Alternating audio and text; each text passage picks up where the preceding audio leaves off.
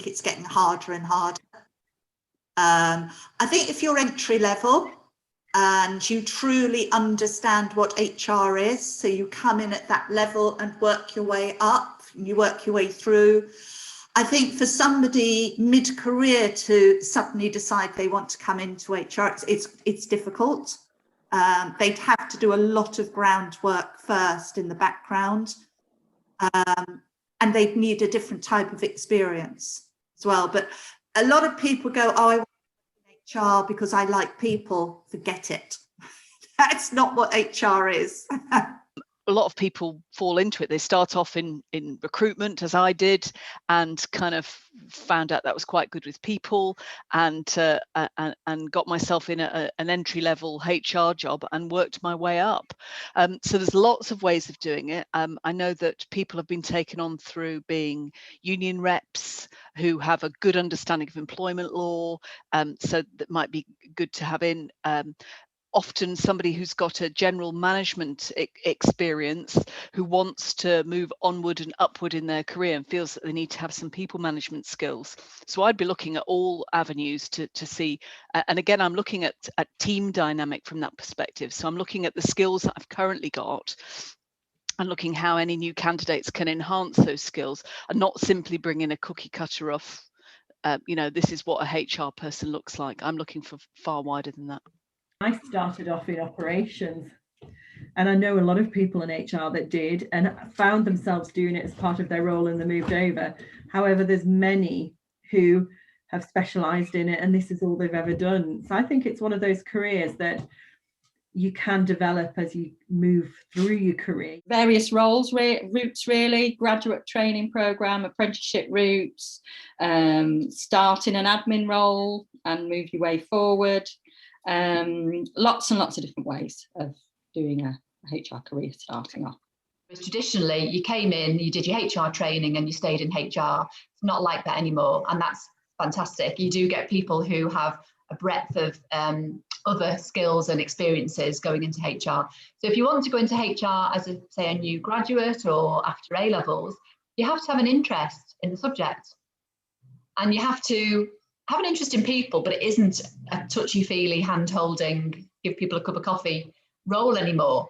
Someone needs someone to understand the business though, because to be able to enter into HR, sometimes people underestimate the level of what HR really means. Sometimes people think it's very easy. We can actually make advice. It's about studying the legislation. It's about understanding and can give action advice. It's more than that. And when I'm having conversation, is also with my managers to change their career. The actual HR is about balancing, influencing senior stakeholder, adding value to the business. Adding value to the business is only possible when you do understand the operational side of a business. You do have a commercial understanding of the business. Is to really examine the reason you want to do it. So if it's just because you like being with people, then that's not a strong enough reason. You really need to understand about the world of work and how you can drive business improvement through the lens of the workforce, or by utilising the workforce in the right way.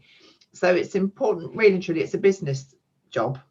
It's about understanding business and understanding, if it's a heavily people-centric business, how you can demonstrate that you can understand how you improve the business through improving the workforce. So it's about creating great jobs and great places to be.